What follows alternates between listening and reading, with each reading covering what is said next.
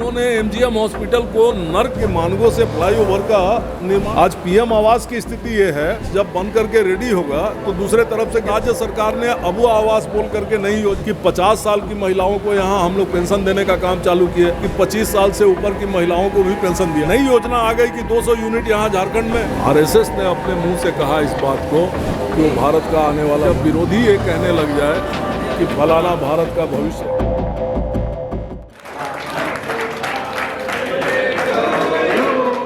नमस्कार, मसाल न्यूज़ में आप सभी का स्वागत है।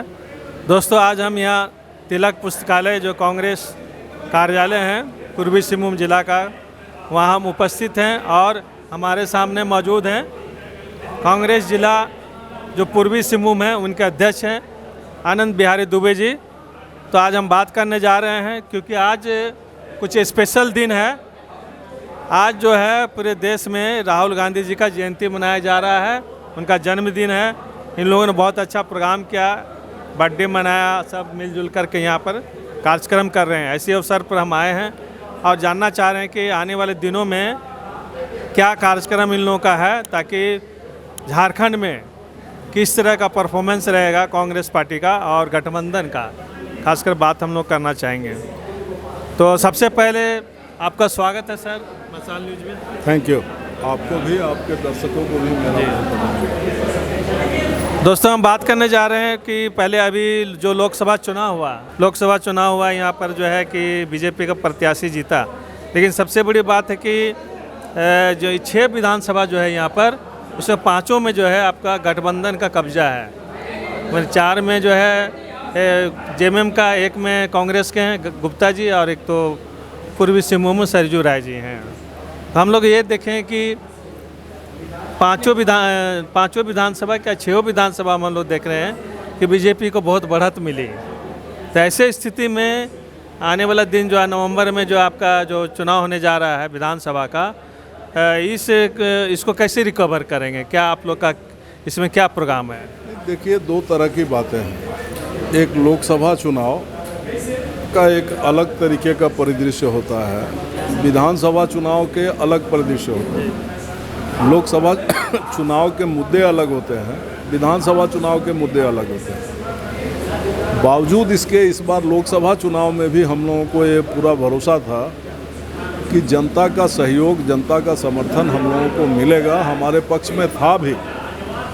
क्यों गड़बड़ हुआ इसकी समीक्षा चल रही है और नीचे बूथ लेवल पर समीक्षा चल रही है। जब तक समीक्षा हो करके पूरा चीज़ सामने नहीं आ जाता है, हम आपसे इस पर क्या कह सकते हैं कि क्यों हो। लेकिन इतना हम आपको ज़रूर कह सकते हैं कि हर जगह बीजेपी से मजबूत है हमारा संगठन, और विधानसभा का जब चुनाव आएगा तो निश्चित रूप से इस बार भी पूरे कोल्हान में बीजेपी का खाता नहीं खुलने जा रहा है। राहुल गांधी जी ने पूरे देश में एक मैसेज दिया और युवाओं में खासकर बहुत लोकप्रिय हुआ। उनका एक नारा था कि नफ़रतों के बाज़ार में मोहब्बतें की दुकानें हमें खोलनी है।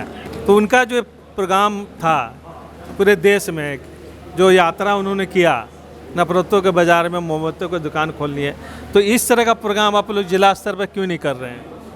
होगा, इसकी रूपरेखा प्रदेश से बन रही है और प्रदेश के द्वारा ही इस पर मार्गदर्शन आने वाला है। काम चल रहा है, ये आपके साथ हम सार्वजनिक नहीं कर सकते हैं, लेकिन काम चल रहा है। जब इसका स्क्रिप्ट तैयार हो जाएगा तब ये चीज़ों को आपसे डिस्कस किया जाएगा। सर, यहाँ पर आपके मंत्री हैं बन्ना गुप्ता जी, यहाँ बराबर हम लोग देख रहे हैं जो एक मुद्दा उठते हैं बराबर, जैसे सरकारी हॉस्पिटल एमजीएम हॉस्पिटल में बहुत सारी खामियां हैं। दूसरा है कि जमशेदपुर बड़ा शहर बन गया है, अभी तक कोई फ्लाईओवर नहीं बना है, सरकारें आपकी है, तो इस पर क्या मैंने योजना है? और हम लोग ये देख रहे हैं कि 10+2 के बाद जो है यहाँ के बच्चे जो बाहर जाते पढ़ने, कोई भी एक भी यूनिवर्सिटी यहाँ उस स्टैंडर्ड का नहीं बना है कि यहाँ के बच्चे यहीं पढ़े। कोई कोटा, कोई राजस्थान, कोई कहाँ जाते हैं, आप देखते ही हैं। तो 3 है कि एक हॉस्पिटल का मुद्दा है, फ्लाईओवर का, और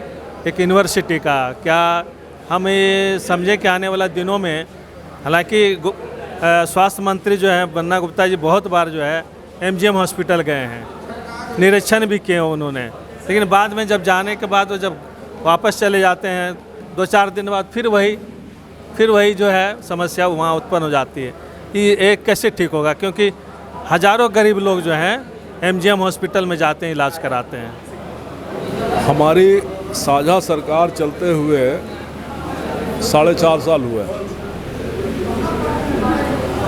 जबकि हमसे पहले यहाँ बहुमत की सरकार थी रघुवर दास जी, और रघुवर दास जी के शासनकाल में उन्हीं के विधानसभा क्षेत्र के अंदर आता है ये MGM हॉस्पिटल। उस समय की जो MGM की स्थिति थी और आज की जो MGM की स्थिति है, आप जाके समीक्षा कर लीजिए। जबकि 4.5 वर्षों में करीब 2 साल चले गए कोविड में, और उसके बाद जो मौका मिला है उस समय क्या क्या डेवलपमेंट MGM में हुआ है आप जाके खुद देख सकते हैं। इसके साथ साथ एक नया MGM कॉलेज बन करके तैयार हो गया, नया MGM हॉस्पिटल बन करके तैयार हो गया, एक बिल्डिंग बन रही है ना। अब आप देखेंगे कि महीने 2 महीने में ये धरातल पर वो चीज़ें आ रही। तो इतना बड़ा सौगात जमशेदपुर के लोगों को दिया गया, पहली चीज़। और ये MGM भी कांग्रेस का देन था, वो MGM हॉस्पिटल भी कांग्रेस का देन है। बीच में 19 साल जो है बीजेपी की सरकार रही है, इन्होंने MGM हॉस्पिटल को नर्क बना करके छोड़ दिया था। आज वो सारी चीज़ों को बनाया कांग्रेस ने था, ठीक किया कांग्रेस ने, और नया MGM हॉस्पिटल भी कांग्रेस ही बना करके देने जा रही है, कांग्रेस झारखंड मुक्ति मोर्चा की साझा सरकार। फ्लाईओवर की दूसरी बात आपने की, आप चले जाइए और रघुवर जी का घर है भालूबासा में, और मुख्यमंत्री थे। बारीडी से लेकर के एग्रीको गोल चक्कर तक कभी जाम की समस्या नहीं होती। वहाँ उन्होंने सैकड़ों दुकानों को तुड़वाया, सैकड़ों मकान तुड़वाए और 4 लेन कराया। जब बारीडी से आगे आने की बात हुई, जहाँ सालों भर जाम लगता है, भालूबासा हो, भालूबासा चौक में हो, भालूबासा चौक पर जब आया तो वहाँ उनका कार्यालय, उनका घर है, वहाँ जैसा रोड था वैसा छोड़ दिया उन्होंने। तो आज तो अगर हमारी साझा सरकार बनी है तो आप देखेंगे कि मानगो से फ्लाईओवर का निर्माण हो रहा है, ऑलरेडी काम चालू हो चुका है। अभी 2 दिन पहले आपने देखा कि मुख्यमंत्री जी ने आकर के उसका सारा कुछ शिलान्यास वगैरह किया है। तो हम लोग उस पर काम कर रहे हैं। 19 साल जो इन्होंने बर्बाद किया है, हम तो आप एक तरह से कहेंगे तो 2.5 साल हुआ है, 2 साल तो कोविड में चला गया।